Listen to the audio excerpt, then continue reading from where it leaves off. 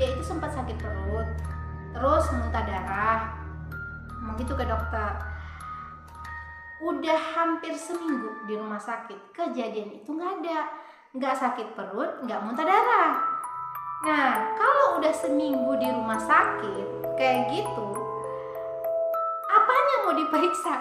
Kamu sebenarnya, jadi teman saya ini agak kesel. Kamu sebenarnya kenapa? Pas di rumah sakit seminggu full itu kamu nggak kenapa-napa. Assalamualaikum warahmatullahi wabarakatuh. Terima kasih sudah nonton video ini. Baik, kali ini saya akan membawakan kisah. Ini kisah kelanjutan satu video, yaitu video tentang teman saya. Videonya yang ini. Oke, jadi di video itu bercerita tentang anak teman saya yang tiba-tiba menjadi indigo. Nah, di video itu juga saya pernah bercerita kalau si anak ini udah keluar rumah sakit. Nah, dan ternyata ada cerita dan kisahnya keluar dari rumah sakit ini nih. Kemarin dulu deh kayaknya. Jadi seteman saya ini ngabar ada permasalahan kepada anaknya ini. Dan dia mengatakan bahwa permasalahan ini tuh sepertinya bukan medis, tapi non medis. Gimana ceritanya? Cek.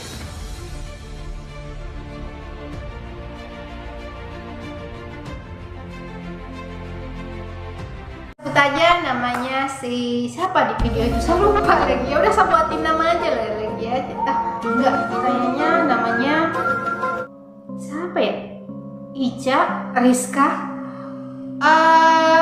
I don't know, wait. Ya udah, saya buatin nama aja dah, nama teman saya ini, jangan nama asli ya.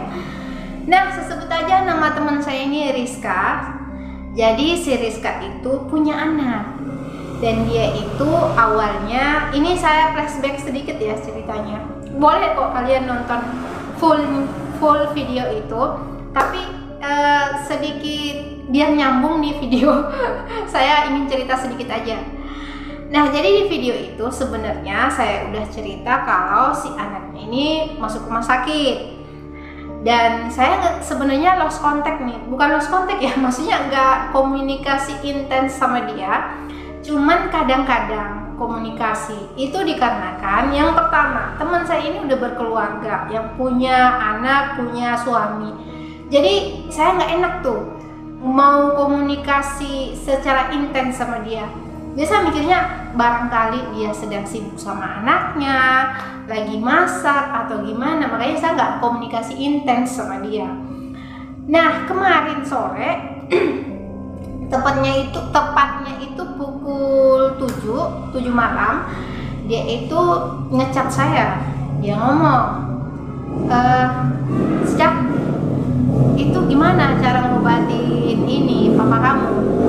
By the way, di sini ada permasalahan sebenarnya sama papa saya nih, penyakit medis.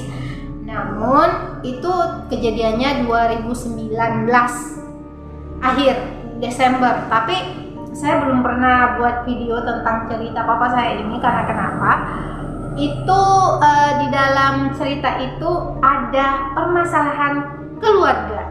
Nah, karena saya nggak ingin cerita, maksudnya bukan di keluarga inti saya, enggak, maksudnya general, keluarga besar. Jadi karena saya nggak ingin cerita, takutnya saya didepak dari keluarga, kan nggak ada yang menampung saya, oke? Jadi nggak usah lah cerita ya, kita mau cerita orang lain aja. Daripada saya dikeluarkan dari catatan keluarga, ya udah mending cari aman aja, oke? Jadi nggak usah cerita.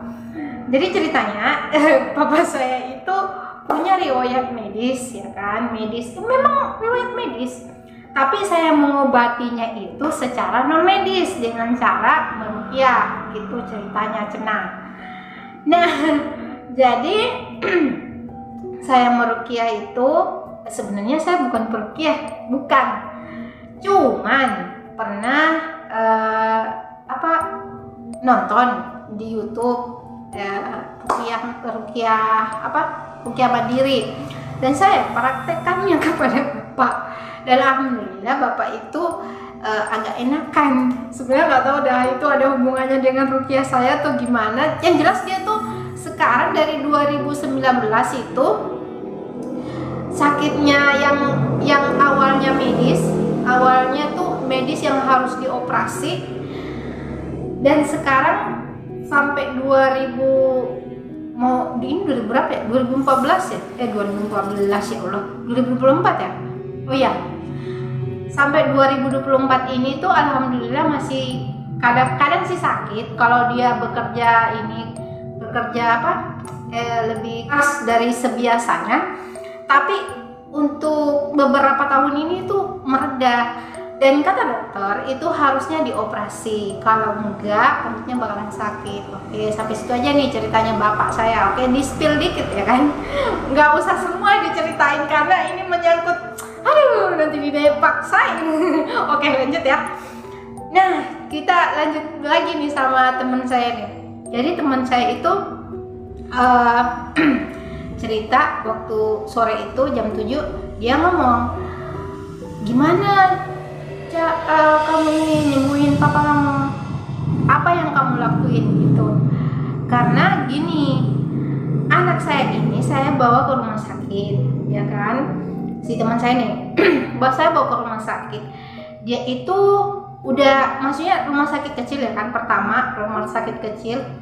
Nah karena di rumah sakit kecil itu nggak ada alat, maksudnya nggak cukup, bukan nggak cukup ya, maksudnya belum ada alat untuk memeriksa lebih lanjut lah gitu. Jadi dirujuklah ke rumah sakit yang gede biar ini diperiksa lebih lanjut, pemeriksaan lebih lanjut gitu. Nah pas sampai di sana di rumah sakit di kota nih yang paling gede, baru ditanya nih sama dokter keluhannya apa. Terus si anak teman saya ngomong, mama saya nggak tahu mas keluhan saya apa sekarang, kenapa? Soalnya saya nggak rasa apa-apa lagi, ngomong gitu. Lalu dia itu sempat sakit perut, terus muntah darah, ngomong gitu ke dokter. Udah hampir seminggu di rumah sakit, kejadian itu nggak sakit perut, nggak muntah darah. Nah kalau udah seminggu di rumah sakit kayak gitu, apanya yang mau diperiksa gitu? Apanya yang mau diperiksa? Karena nggak ada gejala yang diomongin kan, nggak ada sakit perut dan nggak ada muntah darah. Karena dokter ngelihat sesuatu yang menurut dia kok nggak seperti apa yang dikatakan pasien. Kita kan pasien lagi, dokter kan nggak boleh ngasih tindakan kan kalau memang pasiennya itu udah nggak kenapa-napa, dan otomatis pasiennya harus dipulangkan karena sehat kan. Ngapain mau ditindaki kalau orang sehat, kelihatannya udah sehat, udah boleh makan dan nggak muntah darah dan nggak sakit perut lagi. Dokter beri izin lah untuk keluar rumah sakit. Setelah keluar rumah sakit belum lama nih, baru 3 hari di luar dari rumah sakit, tiba-tiba penyakitnya kambuh lagi. Kamu sebenarnya, jadi teman saya ini agak kesel. Kamu sebenarnya kenapa? Pas di rumah sakit seminggu full itu kamu nggak kenapa-napa. Hanya meresepkan obat nyeri kalau datang kan. Tapi kan itu nggak menghilangkan penyakitnya, hanya untuk peredah nyeri. Nah jadi pas mau dibawa ke rumah sakit lagi nih, yang kedua kalinya, dokter ini lagi nih, mau nanya lagi nih, apa keluhannya gitu. Dok, sama seperti yang waktu pertama masuk, itu keluhannya sakit perut dan muntah darah. Oh ya, kalau gitu kita ngecek lagi nih, tindaki gitu, ngecek aja. Padahal ini lagi nggak sakit nih, pas di rumah sakit tuh lagi penyakitnya nggak ada, tapi dokter mau periksa lebih lanjut gitu, nggak diagnosa lagi nih, mau periksa. Karena kenapa? Udah 2 kali masalahnya, 2 kali mau masuk rumah sakit. Nah pas dicek dari dokternya, loh nggak ada apa-apa bu, anak ibu baik-baik aja gitu. Terus dok gimana? Teman saya kan orang yang skeptis ya. Saya udah cerita di video itu. Teman saya itu skeptis dan dia itu orang yang kayak gini loh, teman saya tuh. Kalau kita orang nangis misalnya di ruangan kosong tapi nggak ada orangnya, kita anggap itu hantu. Tapi dia nggak, tetangga. Saking gitunya tuh dia ini berpikir logikanya tuh, pasti dia bilang tetangga itu paling, tetangga tuh pasti lagi nangis, suaranya mantul kemari. Pikirnya kayak gitu, maksudnya orangnya tuh logis banget. Kalau kita tuh kan udah mikir itu hantu karena kenapa? Nggak ada orangnya, nggak kelihatan. Kita mikirnya gitu kan. Kalau dia tuh nggak, bener-bener logis. Nah, ketemu dengan hal ini, kejadian anaknya ini, itu bener-bener menurut dia luar logikanya dia nggak mampu sama sekali, nggak mampu memikirkan apa sebenarnya yang terjadi pada anaknya dia, karena udah dibawa ke medis nih, tapi nggak ada apa-apa. Nah, pada akhirnya dia nanya sama saya tuh, Tisa, Cak, itu sebenarnya kamu ngobatin papa kamu tuh kayak mana? Nah, itu cerita yang awal tadi dia nanya kan. Terus saya jelasin sama dia, sebenarnya papa saya itu kan, saya udah jelasin tadi ya, dia itu medis tapi saya ngerti ini ruqyah gitu. Terus saya nanya lagi sama dia, sebenarnya anak kamu itu pemicunya enggak? Misalnya kalau dia makan ini baru sakit gitu, kalau misalnya dia kesini baru sakit. Dia ngomong, iya nanti malam gitu, nanti malam baru sakit. Saya agak heran nih dengar dia ngomong nanti malam. Biasanya kalau orang sakit medis, dia tuh nggak kenal waktu kan, pasti datang. Kalau dia mau datang ya datang, kalau mau dia sakit ya sakit gitu. Nah ini enggak, katanya nanti malam, sampai-sampai nggak bisa tidur gitu. Saya mikir dong, maksudnya dia nggak bisa tidur. Terus yang paling parahnya lagi, dia itu hanya bisa makan bubur, yang lain enggak. Ini udah berapa lama kejadiannya? Ini udah lama. Itu kan waktu saya telepon kamu, kalau nggak salah itu tahun lalu. Saya kan udah cerita. Ini saya udah cerita ya di video itu. Sebenarnya saya membuat video itu udah lama, dari tahun 2023 kan membuatnya. Cuman baru tahun ini yang baru bulan apa ya, saya ini bulan Januari atau Februari saya buat video. Baru tahun ini yang saya buat. Waktu saya ngobrol sama dia itu udah dari tahun 2023. Nah, dari semenjak itu nih anaknya sakit. Tapi yang makan bubur itu nanti tahun ini 2024 anak itu makan bubur terus saya ngomong dia nggak bisa minum susu atau gimana. Soalnya kalau dia nggak bisa tidur, udah nggak bisa tidur, makannya bubur doang, itu bisa ngedrop gitu ini staminanya dia. Jadi kasih minum susu aja, saya ngomong gitu kan. Terus dia ngomong enggak, kalau dia minum susu itu pasti muntah. Saya cari alternatif lain nih, gimana kalau kacang hijau dia mau makan nggak? Nanti dites gitu. Dia ngomong gitu, nanti dites. Belum coba, dia bilang saya. Kalau gitu ini buah vita jambu. buah vita jambu dia, siapa tahu lehernya ini enak, atau mangga nggak mungkin ya kan, nanti emaknya kambuh. Gimana kalau ini makan apa namanya yang warna merah itu, buah yang warna merah,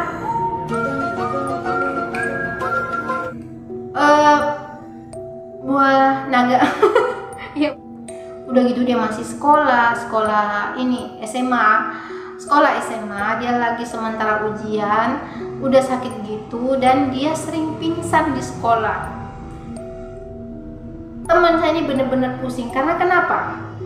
Yang pertama, dia juga nggak ingin tinggal sama mamanya dia karena lagi sekolah. Ya, saya ngomong kenapa nggak dipindahin aja, katanya nggak mau, tetap tinggal sama si neneknya dia. Nah, pada awalnya ada saya ceritain di video saya itu, pada awalnya dia ini tinggal sama nenek buyutnya dia. Nah, sekarang itu lagi tinggal sama neneknya dia, bukan nenek buyutnya itu meninggal. Nah, sebenarnya di video yang saya ceritakan itu, nenek buyutnya semenjak nenek buyutnya meninggal, dia tuh kena sakit ini. Dari awal saya udah ngomong sama teman saya nih, kamu harus cepet-cepet ini deh, ruqyah anaknya kamu atau apalah gitu. Yang jelas karena kan di video itu kan dia udah cerita ya hal-hal yang dilihat anaknya dia. Fix saya ngomong ini ada yang ganggu dia, gangguan goib gitu. Nah, kebetulan teman saya ini adalah orang yang skeptis dengan hal masalah goib. Dia bawalah ke rumah sakit dan dicek nggak ada apa-apa. Makanya dia nanya sama saya. Sebenarnya saya awalnya juga gini ya, sebenarnya saya orangnya tuh skeptis juga. Aduh, saya paling bukannya nggak percaya ini ya goib, masalah goib. Tapi kalau masalah hantu, perhantuan dan jin, itu saya nggak yakin kalau mereka tuh bisa nyentuh manusia. Namun ada satu kejadian yang membuat saya, wah ya ini jin bisa ganggu manusia. Karena kenapa? Itu pada saat di rumah sakit. Saya nggak tahu, saya judul video itu apa yang maksudnya saya nggak tahu. Ada satu video yang saya buat itu tentang saya di rumah sakit. Nah, kejadian itulah yang membuat saya percaya kalau jin itu bisa ganggu manusia. Karena kenapa? Saya melihat secara langsung loh, di rumah sakit itu si anak itu udah dites bolak-balik sama perawat, diambil darahnya udah sampai 4 kali. Udah sampai 4 kali dites, diambil darahnya, udah dicek, udah habis dari ICU dipindahin ke ruangan. Pokoknya udah banyak itu, tapi tetap nggak ketahuan penyakitnya apa.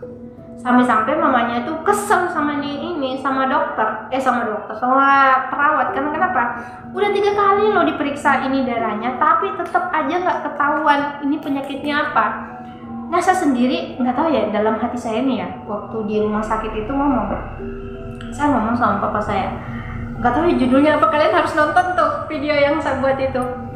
Saya ngomong sama papa saya, Pak, itu kayaknya diganggu. Nggak tahu ya, itu dalam hati saya aja.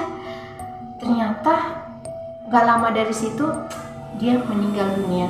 Kalian harus nonton dulu deh biar kalian paham apa yang saya omongin. Kalian nonton dulu video yang saya ini video ini kali. Saya cari dulu ya, mudah-mudahan saya dapat. Oke, sekian dulu cerita kali ini. Semoga kalian terhibur. Assalamualaikum warahmatullahi wabarakatuh. Dadah.